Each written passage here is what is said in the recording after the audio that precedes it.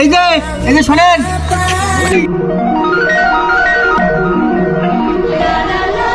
এই যে আপনার মানি ব্যাগ। ও থ্যাংক ইউ।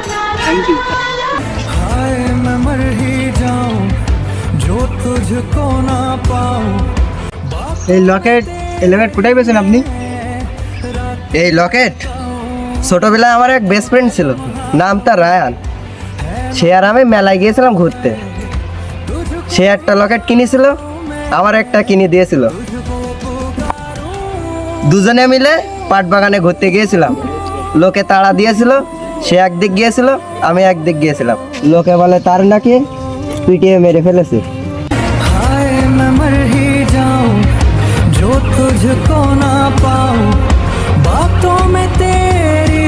রেহান, আমি রান না, আমার না ইমন। আমি পাট বাগানে ঘুরতে গিয়েছিলাম, তাই এই লকেটটা আমি পেয়েছিলাম।